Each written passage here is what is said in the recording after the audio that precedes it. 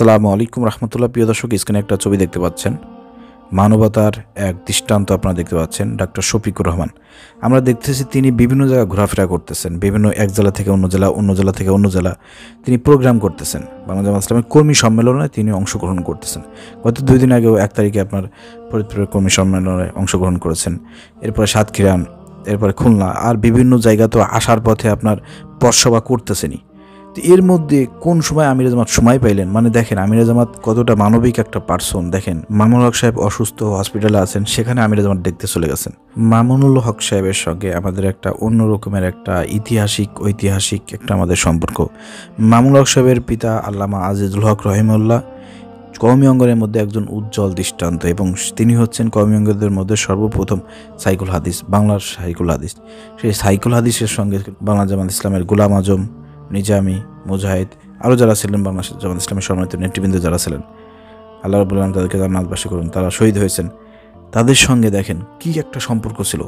জামাত ইসলামের শিবিরের প্রোগ্রামে আল্লামা আজিজুল হক রহিমাল্লাহ বক্তব্য দিচ্ছেন, তারা একসাথে চলাফেরা করেছেন, একসাথে রাজনীতি করেছেন, এমনকি বিএনপির সাথে 4 দলীয় জোটের মাধ্যমে তারা রাজনীতি করেছেন। কত সুন্দর একটা সম্পর্ক ছিল। কিন্তু পরবর্তীকালে আল্লামা আজিজুল হক রহিমাল্লাহর বিরুদ্ধে চরমনায়ের ফতোয়া দিয়ে এই যে একটা ডিবেট সৃষ্টি করে, একটা বিতর্ক সৃষ্টি করে। তো সেই জায়গা থেকে আমরা দেখতে পেয়েছি পরবর্তীকালে আল্লামা আজিজুল হক রহিমউল্লাহর যে ধারাবাহিকতা, যে সম্পর্কের ধারাবাহিকতা জামাতের সঙ্গে, সেটা কিন্তু মামুনুল হক সাহেব ধরে রাখতে পারে না। মামুনুল হক সাহেব কিন্তু বিয়ে করেছেন জামাতের ঘরে, এবং তার শ্বশুর জামাত, তার শাশুড়ি জামাত, তার স্ত্রী ছাত্রী সংস্থার।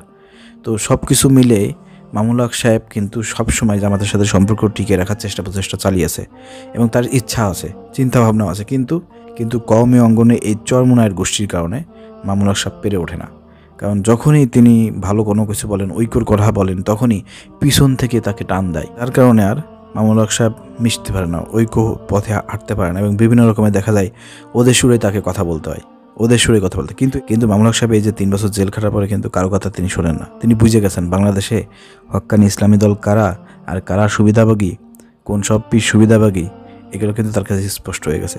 এই জন্য দেখবেন যে জেল থেকে বেরোনোর পরে কিন্তু ঐক্যর কথা বলেছেন, জামাতের সাথে ঐক্যর কথা বলেছেন। সেখানে কোনো কন্ডিশন নাই, কোনো আকিদা নাই, কোনো কিছু নাই, নির্বাচন কেন্দ্রিক ঐক্যর কথা তিনি বলে দিয়েছেন, স্পষ্ট সোজা কথা।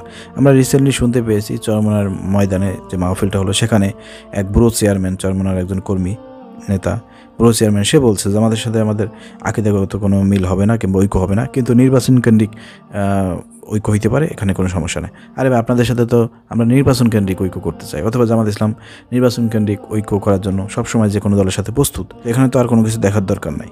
যাই হোক প্রিয় দর্শক, এখানে যদি আমির জামাতের মতন, ডক্টর শফিকুর রহমানের মতন যদি ইসলামী দলগুলোর মধ্যে সেই ধরনের মানবিক দৃষ্টিকোণ থাকে, ভালোবাসা থাকে, মহব্বত থাকে একে অন্যের প্রতি, তাহলে এরা যাতে আমির জামাতের কাছ থেকে এটা শিক্ষা গ্রহণ করে যে আমির জামাতের আচার ব্যবহার, তার কথাবার্তা, তার চলন বলন সব কিছু, আমি মনে করি বাংলাদেশের ইসলামী দলগুলো যারা আছে তাদের নেতাদেরকে শেখা দরকার।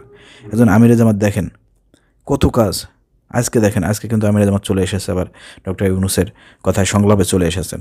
তো একজন আমির জামাত তিনি সব জায়গায় ছুটে বেড়ান, গরিব দুঃখী মানুষের কাছে যান, কোথায় বন্যা হচ্ছে, কোথায় ত্রাণ দেওয়া লাগবে সেখানে ছুটে যাচ্ছেন, কোথায় মানুষের সহযোগিতা করা লাগবে, কোথায় আগুন লাগছে সেখানে ছুটে যাচ্ছেন, কর্মী সমাবেশ করতেছেন। মানে একজন আমির হয়ে তিনি প্রতিটা সময় সাংগঠনিক কাজে সবসময় ব্যস্ত, মানুষের পাশে সবসময় কাজে, মানবিক কাজে তিনি সবসময় ব্যস্ত। এবং সাংবাদিকদের সামনে তিনি সংবাদ সম্মেলন করতেছেন, সেখানে সাংবাদিকরা তাকে বিভিন্ন প্রশ্ন করতেছেন। আবার আমরা দেখতে পাচ্ছি তিনি টক শোতে গিয়ে কথা বলতেছেন। আবার দেখতেছি তিনি খালেদ মহিউদ্দিনের লাইভ প্রোগ্রামে সেখানে অংশগ্রহণ করেছেন। এরপরে আমরা দেখলাম যে আপনাকে ডক্টর কনক সরের ওখানে অংশগ্রহণ করছেন। চিন্তা করে দেখেন, আমির জামাত কাউকে কখনো ছোট মনে করেন না। সবার প্রতি তার দৃষ্টিকোণ, ভালোবাসা, মানবতা, মহাব্বত সব সেম। কাউকে তিনি উঁচু নিচু ছোট মনে করেন না। আমির জামাত দেখেন 5 আগস্টের পরে তিনি ঘোষণা দিয়েছেন বাংলাদেশের সংখ্যালঘু বলতে কোনো শব্দ থাকবে না। আমরা এই হিন্দু ভাইদেরকে সংখ্যালঘু বলতে চাই না, এরা আমাদের দেশের নাগরিক, তারাই বাংলাদেশের মানুষ, বাংলাদেশে তাদের জন্ম, অর্থাৎ তারা আমরা সমান। এখানে সংখ্যালঘু বলতে কোনো শব্দ নাই। এই যে আমির জামাতের এই যে মানবিক আচরণ, তার আচার ব্যবহার, মানুষ আকৃষ্ট হচ্ছে তার প্রতি, মানুষ দলে দলে জামাত ইসলামের এই নেতার আদর্শ চরিত্র দেখে জামাত ইসলামেতে যোগদান করতেছে, সবাই মুগ্ধ হচ্ছে। সাংবাদিকরা তাকে বলে আপনি কথা বলেন, আপনার কথা শুনতে আমাদের ভালো লাগে। তো চিন্তা করে দেখেন। যাই হোক প্রিয় দর্শক, এখানে মামুনুল হক সাহেবকে দেখতে এসেছে, এই ফটোটা, এই পিকচারগুলো ব্যাপক পরিমাণ ভাইরাল হচ্ছে, এবং সবার মধ্যে একটা আশা জাগতেছে হয়তো আগামীতে ইসলামী দলগুলোর মধ্যে ঐক্যবদ্ধ হওয়ার সম্ভাবনা রয়েছে, সবাই আশা জাগাচ্ছে, খেলাফত মজলিসে যারা আছে, হেফাজত ইসলামে যারা আছে, জামাত ইসলামে যারা আছে, এভাবে যদি নেতারা একে অন্যের পাশে থাকে, একে অন্যের বিপদে খোঁজ খবর নেয়, একে অন্যের প্রতি যদি ভালোবাসা দেখায়, মহব্বত দেখায়, খোঁজ খবর নেয়, আশেপাশে আসা যাওয়া করে, তাহলে এদেশে কিন্তু কর্মীদের মধ্যে কিন্তু কোনো ভেজাল নাই, কোনো বিভেদ নাই। নেতা এক হয়ে গেলে পরে কিন্তু সব কিন্তু ঠিক হয়ে যায়। তো একটা সুযোগ এসেছে, আল্লাহ আমাদেরকে সুযোগ দিয়েছে। অনেক ধৈর্য ধারণ করার পরে, অনেক জেল জরিমানা, হত্যা, হামলা মামলা সব কিছু ওভারটেক করে আজকে আমাদেরকে আল্লাহ একটা সুযোগ করে দিয়েছে এদেশকে স্বাধীন করে, যে তোমরা আগামীতে এদেশকে ইসলামের জন্য তোমরা উপযোগী করে তোলো, ইসলাম প্রতিষ্ঠার জন্য তোমরা ঐক্যবদ্ধ হও। এই জন্য একটা সুযোগ দিয়েছে আল্লাহ। এটাকে যদি আমরা কাজে না লাগাই, আমরা যদি সবাই ঐক্যবদ্ধভাবে কাজ না করি, এর দায়ভার কিন্তু আমাদের উপরই আসবে।